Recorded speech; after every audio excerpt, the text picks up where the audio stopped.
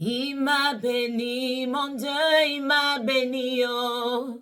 Il m'a béni, oh mon Dieu, il m'a béni.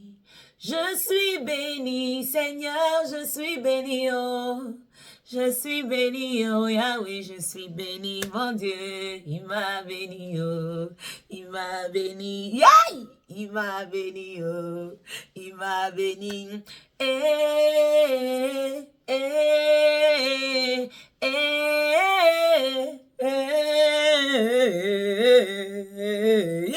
il m'a béni à tous les cas. Il est temps de laisser tomber, c'est maintenant que je vais vivre. Il est temps de laisser tomber, c'est maintenant que je vais vivre. J'ai envie d'enlever chingom là, mais c'est encore sucré. Encore sucré. Je vais enlever. Pardon. Pardon. Hello, ladies and gentlemen. J'espère que vous allez bien.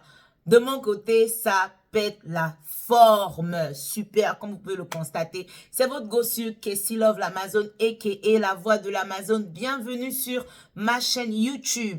Avant de commencer, on va remercier le Seigneur pour la grâce. Saint-Esprit, maître de l'univers, merci pour le souffle de vie renouvelé aujourd'hui. Merci pour les sourires sur les visages. Père éternel, essuie les larmes.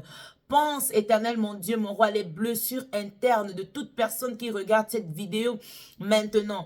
Père éternel, touche le cœur de quelqu'un afin de faire une bonne action envers son prochain, une bonne action envers eux-mêmes. Éternel, mon Dieu, mon roi, c'est toi qui es au-dessus de tout. Nous te remercions infiniment, maître de l'univers, Jésus-Christ de Nazareth, Allah, nos ancêtres. Merci pour tout ce que vous faites pour nous. Amen, Amin, Bismillah, so mote it be. Ici sur la voie de l'Amazon, on a un seul slogan et c'est paix, positivité ou rien. Je me répète, peace, positivity or nothing. Alors la famille, cette joie sur mon visage, on dit long mais on dit très peu aussi. Nous avons atteint nos 1000 abonnés. Waouh! Applaudissez pour vous, applaudissez. Je suis tellement contente. Alors là, je suis tellement contente, mais je suis tellement en joie. Je me dis, waouh, vraiment, j'ai pu faire ça. Et moi qui me disais que ça devait prendre plus de temps. Et je sais que ce n'est pas fini. Je sais que d'ici janvier, nous serons à 1500 abonnés. Continuez de faire le travail magnifique que vous faites. Merci de croire en moi. Merci de m'accompagner. Merci de me pousser. Merci de vous abonner. Continuez, s'il vous plaît, à vous abonner massivement. Partagez la vidéo à vos amis, à vos proches, sur vos statuts. Et surtout, n'oubliez jamais, à chaque fois que vous regardez ma vidéo, de liker, d'aller dans la description. Cliquez juste là sur la description. Vous allez voir mes autres liens. Que ce soit mon YouTube musique, parce qu'effectivement, je fais de la musique. Que ce soit mon TikTok, la voix de l'Amazon. Que ce soit mon TikTok en cuisine, 8 la voix, où je vous partage les différents petits plats que je fais avec beaucoup d'humour, de joie et d'amour. Continuez à vous abonner à mon Instagram pour pouvoir vous connecter avec moi pour qu'on parle un peu, que ce soit pour mon business de voyage, vous voulez voyager, vous voulez partir peu importe où dans le monde, vous voulez que je book vos billets d'avion, vous voulez que je vous trouve des endroits mais extrêmement beautiful à des prix imbattables, je suis votre go. Je suis votre go. Merci. Alors la famille, c'est vrai que je suis autant contente, mais le sujet que nous allons débattre aujourd'hui, franchement, ce n'est pas du tout un sujet agréable. Je prie que je garde mon sang-froid pendant cette vidéo et que je ne craque pas parce que c'est un sujet qui m'a vraiment fait beaucoup de mal, qui me touche à l'intérieur de mon âme, car je sais que plusieurs personnes passent par là. Je sais qu'il y en a sûrement qui me regardent, qui sont déjà passés par là ou alors qui connaissent des gens qui sont passés par là parce que vraiment, malheureusement pour nous, jeunes Africaines, et aujourd'hui, nous savons que même aussi nos jeunes frères africains passent par là. Restez jusqu'à la fin de la vidéo. Let's go. Alors, la famille, vous avez pu voir par le titre de la vidéo, un monsieur âgé de plus de la cinquantaine, sinon la quarantaine, énormément passé. Je ne vous mens pas, personnellement, j'ai eu du mal à comment je vais dire, j'ai eu du mal à m'asseoir réellement sur ce sujet, à même écouter l'interview totale du monsieur parce que ça me brise énormément le cœur. Je suis une grande sœur, j'ai 5 petits frères et sœurs, dont 3 petites sœurs et 2 petits frères. Je ne vous mens pas, je remercie vraiment beaucoup le Seigneur pour nos parents d'avoir fait en sorte que nous puissions quitter l'Afrique très tôt. Surtout pour mes jeunes petites sœurs, vraiment qu'elles ont eu à faire leur adolescence ici. Ce n'est pas le pays le plus calme, mais vraiment ce genre de choses ne passe pas impuni. Un monsieur gabonais, au niveau de la ville de Port-Gentil, qui est la capitale économique du Gabon, a décidé d'abuser sexuellement d'une jeune fille, d'une petite fille, d'un enfant de 9 ans. Alors, comme si le crime en lui-même n'était pas déjà assez odieux et fatal, parce que oui, violer une petite fille de 9 ans, c'est fatal. Il a décidé de lui ôter la vie aussi. Il a décidé de lui ôter la vie. Je prends ce sujet pour parler de comment ça se passe dans plusieurs familles africaines. Débattons.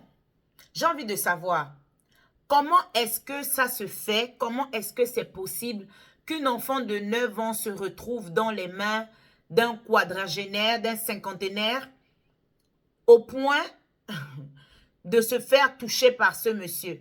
La négligence des familles africaines est à mettre en exergue.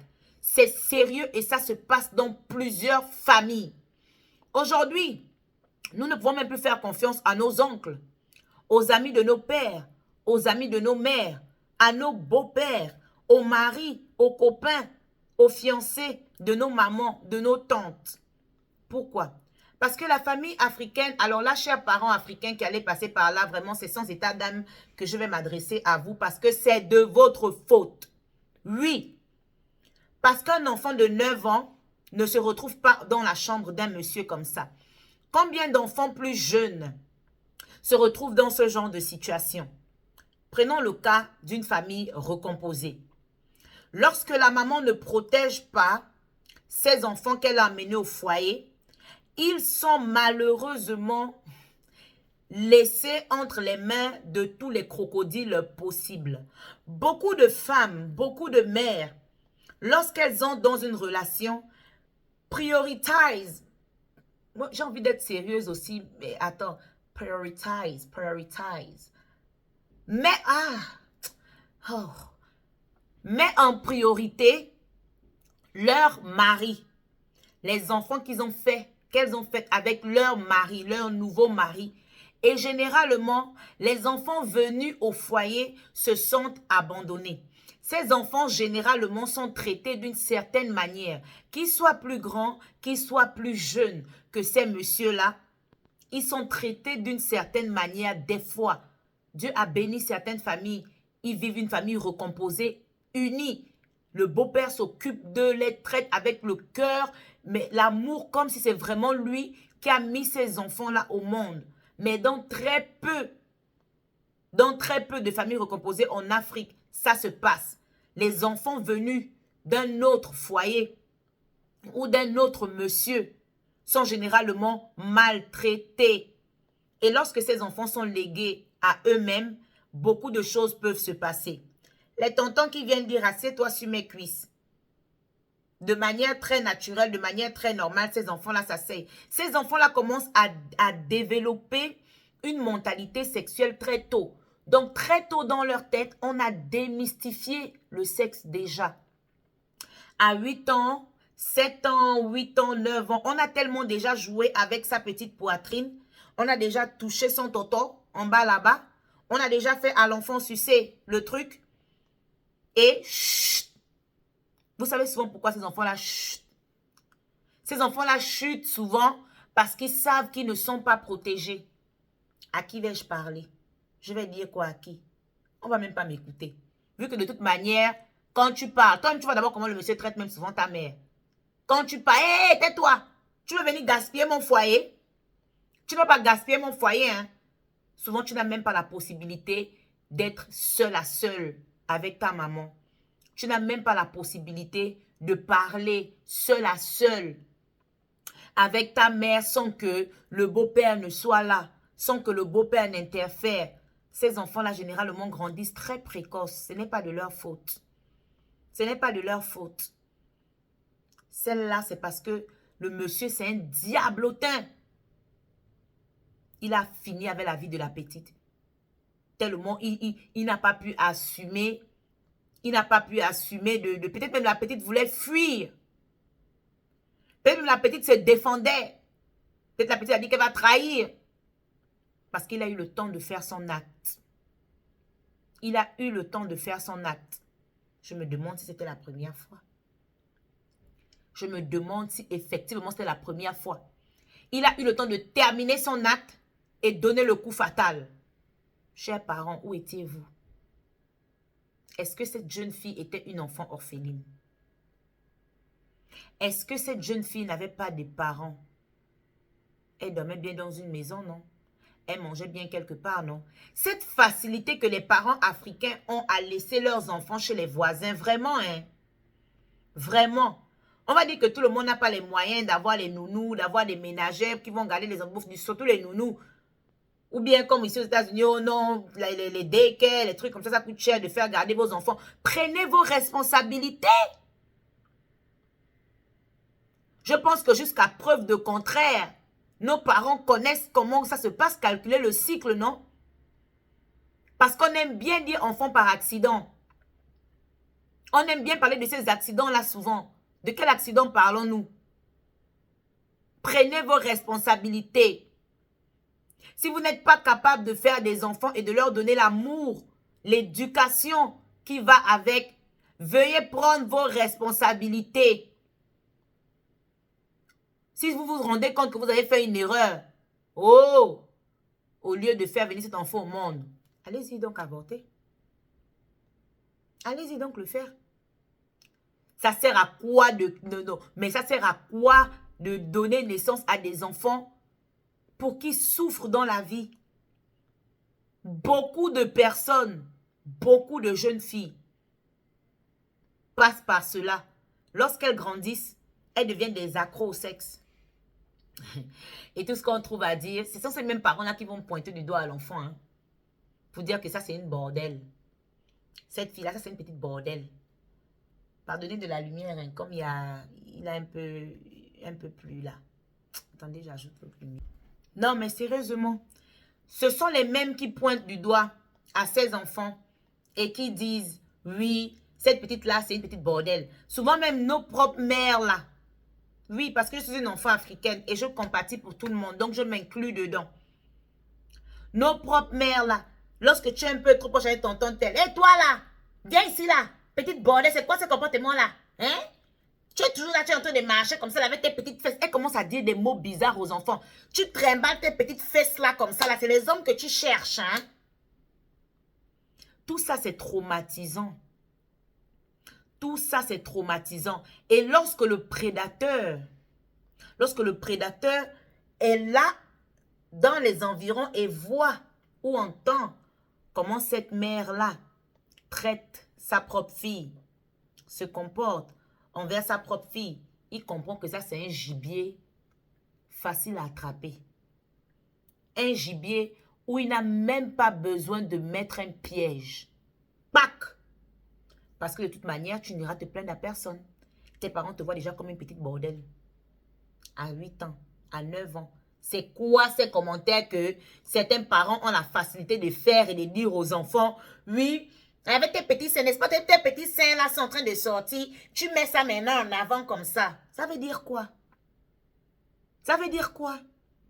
Ça dit ils mettent la graine dans la tête des enfants sans même s'en rendre compte. Ça là, c'est le cas des familles recomposées souvent. Allons-y dans un autre cas. Beaucoup d'enfants en Afrique se font dépuceler étant mineurs. Et ce n'est même pas de leur faute. Mais on dira que qui t'a envoyé? Lorsqu'un enfant se sent assez libre de marcher de lui-même, d'aller à gauche, à droite de lui-même, qu'est-ce qu'un enfant de 9 ans fait en train de marcher seul dehors? Les parents africains qui vont dire à cause de ci, à cause de cela, qui envoient les enfants seuls à l'école. Mais quand on est parent, on est parent. Ils vont mettre en priorité leur travail. Attrapez la main de vos enfants. Marchez avec vos enfants à l'école, allez les déposer à l'école. On n'est plus au temps de l'époque POC, où tout était en sécurité. En Afrique, il y a un taux de délinquance, mais extrême. Regardez ce qu'un papa, un grand-père, a pu faire à une petite innocente de 9 ans. Mais la manière que ses parents-là vont pleurer, comme si... Non, on n'a pas dit que l'enfant était orpheline. On ne l'a pas kidnappé. On n'a pas kidnappé l'enfant. Il y a des cas de kidnapping qui se passent. Mais ce n'est pas un kidnapping. Ça veut dire qu'il y a un laisser-aller au niveau des parents. Moi, je suis désolée. Mais lorsqu'il s'agit des cas d'abus sexuels sur les enfants qui n'ont pas été kidnappés, je mets toute la responsabilité sur les parents. Le monsieur maudit, mais c'est lui-même d'abord, c'est quelqu'un. Lui, mais normalement, c'est la peine de mort.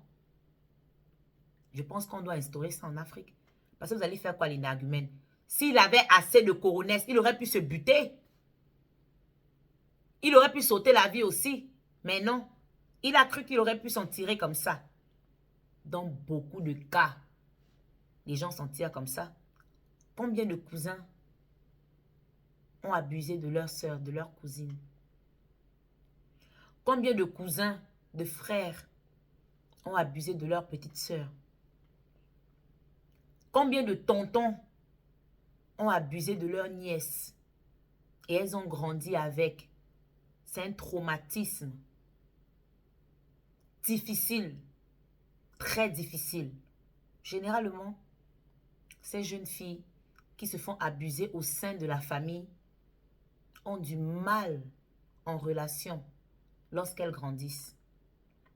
Parce qu'elles vont souvent chercher un réconfort auprès des hommes. D'où l'importance d'avoir un père présent. Mais aujourd'hui en Afrique, même certains pères abusent de leurs propres enfants. Et lorsque cela arrive, souvent certaines mères sont au courant. Mais elles sont prêtes à tout pour garder leur foyer. Les mères africaines là, beaucoup d'entre elles vivent des foyers misérables. Leurs enfants souffrent dans les foyers. Mais elles ne sortiront pas tant qu'elles-mêmes, elles trouvent encore leur compte là-dedans. Souvent le compte est financier. Souvent c'est pour la pride, donc la fierté. Pour ne pas qu'on dise que Madame Telle a divorcé de Monsieur Tel. Madame Telle n'est plus avec Monsieur Tel. Donc du coup, ils restent là-dedans. Elles restent là-dedans. Elles ne sortent pas de là. Et elles font souffrir leurs enfants. Pendant ce temps, les enfants se font constamment, continuellement abuser par cousins, par grands frères, par tonton, dans la maison. Et ces femmes ne nous protègent pas. Des mères irresponsables. Si vous n'êtes pas capable d'attraper les mains de vos enfants jusqu'à l'âge qu'il faut, ne vous plaignez pas lorsque ces enfants deviennent précoces et grandissent plus vite que leur âge. Parce que la vie leur a enlevé leur jeunesse. Malheureusement. La vie leur a retiré ce qui fait d'elles des jeunes filles fières. Elles ne sont plus forcément fières. Elles sont rebelles à l'intérieur. Combien de jeunes filles se retrouvent à avoir mis au monde à 15 ans, 14 ans?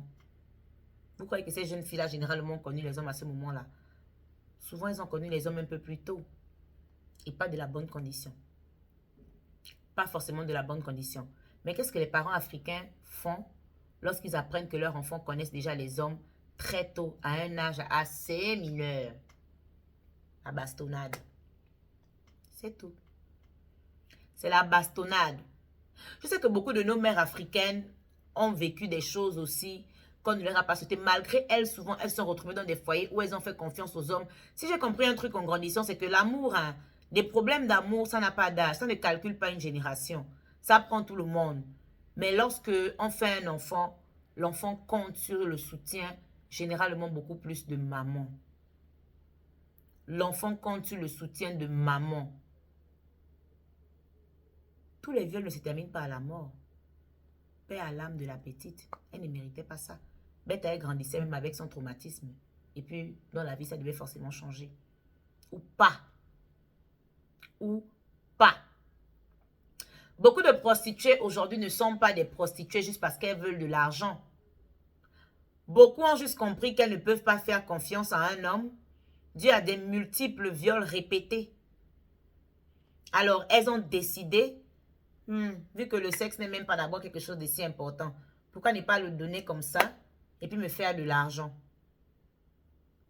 Le viol a un impact grave sur la vie de la jeune fille. Parlons des impacts que le viol peut avoir dans la vie de la jeune fille, du moment qu'elle a commencé à se faire violer jusqu'en grandissant. Une jeune fille qui a commencé à se faire violer tôt n'a plus aucun respect pour le sexe.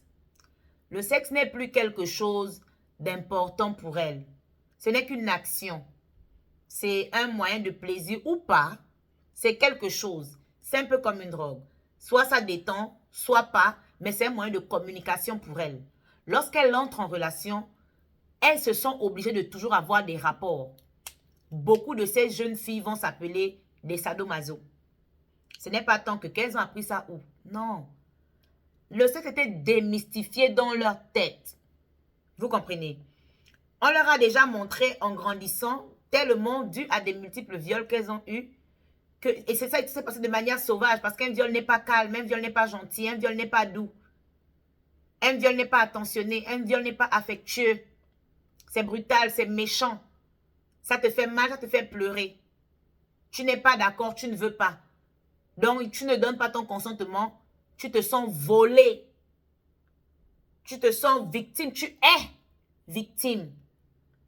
Alors, à ce moment-là, ces filles grandissent en ayant des lourds problèmes en relation.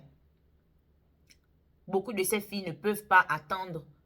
Si elles tombent même sur un homme qui leur dit « Attendons d'abord, on va faire après le mariage », elles ne peuvent pas. C'est difficile. Parce que c'est un moyen de communication pour elles. Généralement, elles n'ont pas beaucoup à apporter lorsqu'elles sont dans une relation que ça. Et l'homme malin, le crocodile, le brigand, quand il a compris ça, il sait que c'est une proie. Et c'est comme ça que la fille, elle n'est jamais satisfaite. Elle fait, elle fait, elle fait. Elle peut rencontrer le gars aujourd'hui, elle fait. Elle rencontre un autre gars demain, elle fait encore. Elle prend au trompage, elle trompe. Ce n'est que comme ça qu'elles se sont vivre. C'est très difficile. Beaucoup de filles qui sont passées par là sautent la vie. Elles sautent la vie. Se retrouvent droguées, alcooliques, dérangées mentalement, hyper nerveuses. Beaucoup tombent dans l'homosexualité. Je ne juge pas les homosexuels. Loin de là. Mais beaucoup, pas les homosexuels qui n'ont jamais connu les hommes, bien qui n'ont jamais connu les femmes là, qui ont commencé pour eux depuis qu'ils sont petits ou quoi que ce soit, comme parce que je vis aux États-Unis, donc je suis très ouverte à ça. Non. Beaucoup sont tellement déçus des hommes par rapport à ces multiples abus qu'elles ont vécus. Elles tombent dans l'homosexualité malgré elles. Elles sont pointées du doigt après par leur famille. Beaucoup perdent confiance en elles et ne pensent plus qu'elles sont capables de beaucoup. Donc, elles sont des proies faciles pour les pervers narcissiques manipulateurs. Beaucoup de ces jeunes filles-là s'abandonnent à des choses graves. Très graves. Elles ont perdu la morale. Elles ont perdu la morale. Elles sont capables de sortir même avec leur oncle, leurs parents. Parce qu'elles s'en foutent en fait, leurs cousins. Parce qu'elles s'en foutent complètement. C'est quoi le sexe, bébé? Rien du tout. De toute manière, on a commencé à me toucher. J'avais quoi? J'avais 5 ans, j'avais 6 ans, j'avais 7 ans, j'avais 8 ans, j'avais 9 ans, 10 ans, 11 ans, 12 ans, 13 ans, 14, 15 ans. Donc à 20 ans, 21 ans, 22, 23, jusqu'à souvent 30 ans en montant même. Souvent, c'est le Seigneur qui les délivre, qui calme leur cœur. Mais elles vivent avec une douleur. Certaines d'entre elles sont de très mauvaises mères. Lorsque leur enfant naît, Généralement, parce que souvent, dans beaucoup de ces abus-là, il y en a qui sortent de là avec des grossesses. Comment voulez-vous qu'elle traite ses enfants?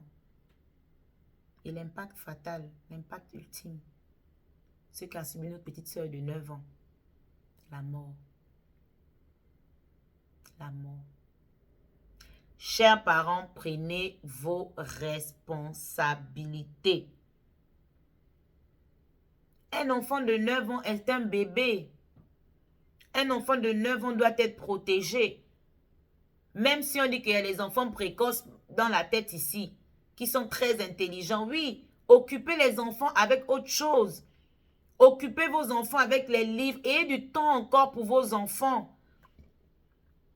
Ayez du temps encore pour vos enfants. Beaucoup de parents africains abandonnent les enfants lorsque les enfants commencent déjà à marcher. Jojo est où? Où est Bibi? Oh, Bibi est chez la voisine là-bas. Oh, ok. Bibi est sortie depuis 15 heures. Vers 20 heures. Va chercher Bibi. Bibi a 6 ans. C'est normal en Afrique d'aller traîner chez les voisins. Mais c'est dans la maison des voisins là que ça commence. Oh, Jojo est où c'est? Tonton Nicolas est venu chercher Jojo. Ils ont dit qu'il partait, il partait se balader avec Chapelle. Nicolas, oui, tu es avec Jojo? Oui, je suis avec Jojo. Oh, ok, d'accord. Vous allez rentrer à quelle heure? Non, vers 20 heures comme ça, là, on va rentrer. Ok, d'accord. Bon, bye, hein. Les parents africains, hein, les oncles et les tantes se permettent de venir chercher leurs neveux et nièces sans la permission des parents, comme si c'est normal. On dirait les parents là, ils veulent un peu s'en débarrasser. Genre, au moins Jojo n'est pas là. Au moins Bibi n'est pas là. Au moins, là je vais un peu sur ma série là. Bien là, au moins je n'ai pas besoin de préparer. Il va manger là-bas avec son oncle. C'est comme ça qu'on prend vos enfants. C'est comme ça qu'on prend vos enfants. Parce que je me demande, un parent qui a pour objectif un enfant de réussite, un enfant qui sera grand demain, un enfant qui va faire telle ou telle chose demain pour son pays, pour lui-même, pour sa famille. Comment est-ce que depuis étant petit, vous laissez ces enfants-là à la vindicte populaire? Vous les laissez un peu partout. Tout le monde peut se retrouver avec tout le monde. Vos enfants partent manger chez les gens n'importe comment. Vos enfants partent jouer chez les gens n'importe comment. Vos enfants partent suivre la télé chez les gens n'importe comment. Mettez le confort nécessaire pour vos enfants à la maison ou alors ne tombez pas enceinte. Non. Des pères irresponsables existent depuis la nuit des temps. Mais je pense qu'une femme, dès le moment où elle tombe enceinte, beaucoup me diront, oui, mais tu n'as pas encore d'enfant. J'adhère. Mais je pense qu'une femme, lorsque elle tombe enceinte d'un homme, doit se dire d'abord, cet enfant m'appartient. Le monsieur là dans ma vie, le monsieur là pas dans ma vie, mon enfant, mon combat. Une femme qui décide de garder une grossesse doit se dire qu'à tout moment, elle peut se retrouver seule à prendre soin de cet enfant. Beaucoup de mères passent par des situations. Souvent, elles envoient leurs enfants à gauche. Elle peut vivre chez grand-mère telle, ou bien chez tantine telle, dans tel pays, ou dans telle ville, ou bien dans tel village, et elles ne sont plus avec les enfants là. Ces enfants-là grandissent sans vous. Chère mère. Et c'est très grave, et c'est très dangereux. On ne connaît pas le caillou qui tue l'oiseau. Le violeur n'est pas quelqu'un de spécifique. Le violeur, c'est ton propre sang aussi. Le but, l'objectif serait de garder vos enfants auprès de vous.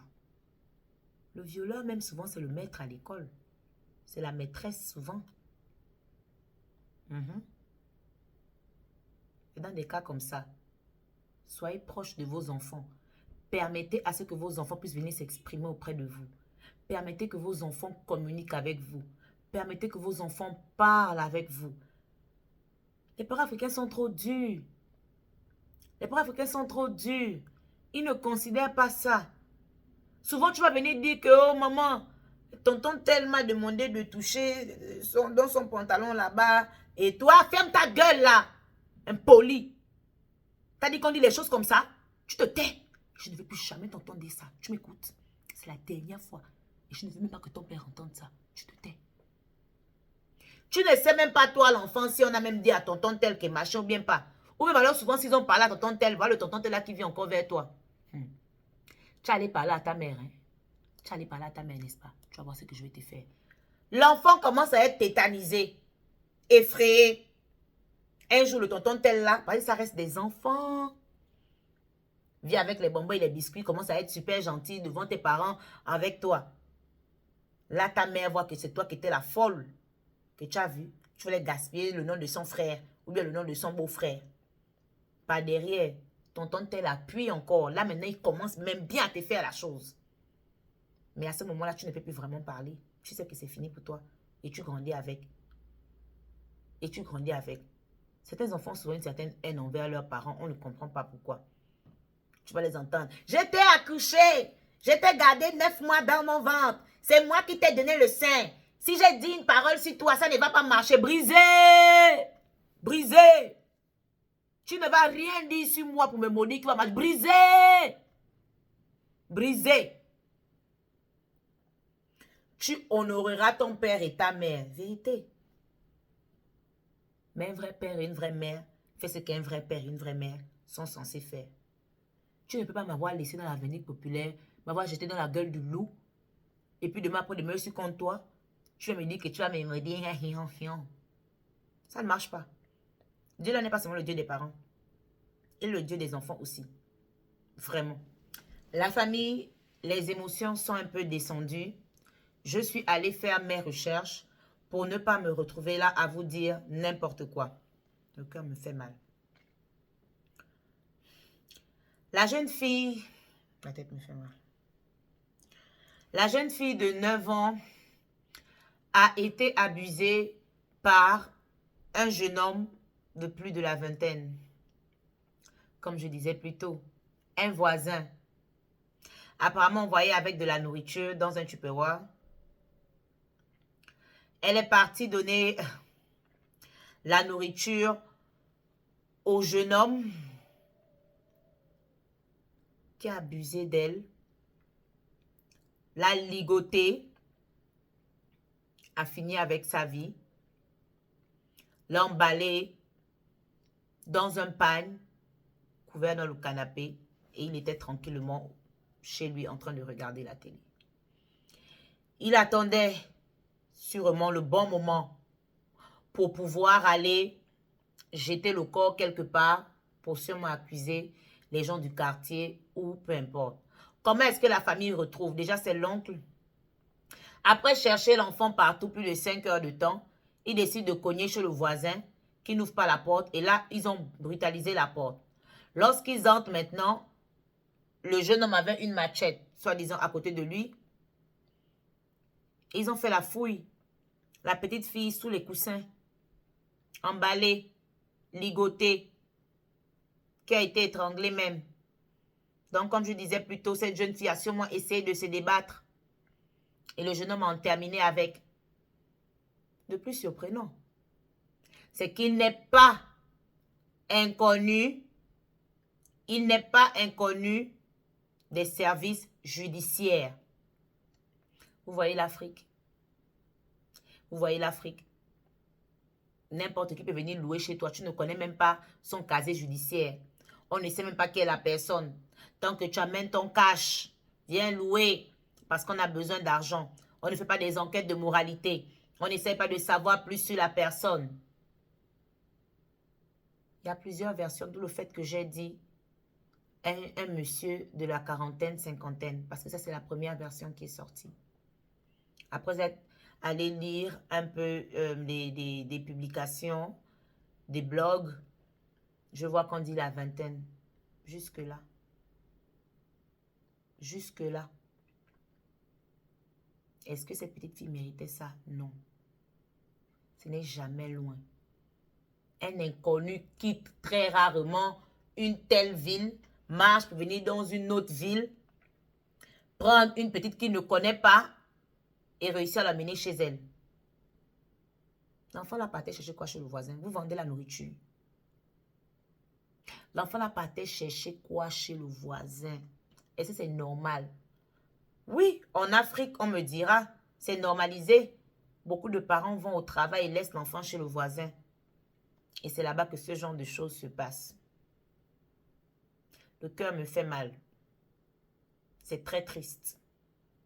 Protégez vos petites sœurs, les filles, les gars. Protégez vos petites sœurs. Si nos parents ratent, nous les aînés ne ratons pas. Nous les plus grands ne ratons pas. S'il vous plaît.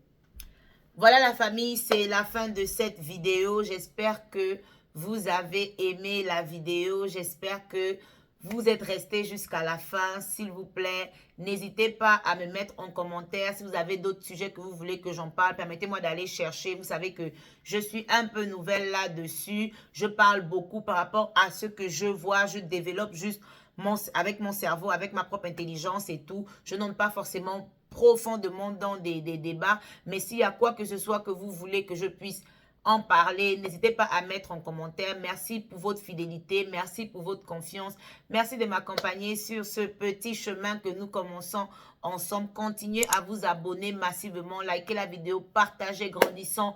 Objectif 1500 abonnés en janvier. N'oubliez pas. Toujours boire de l'eau.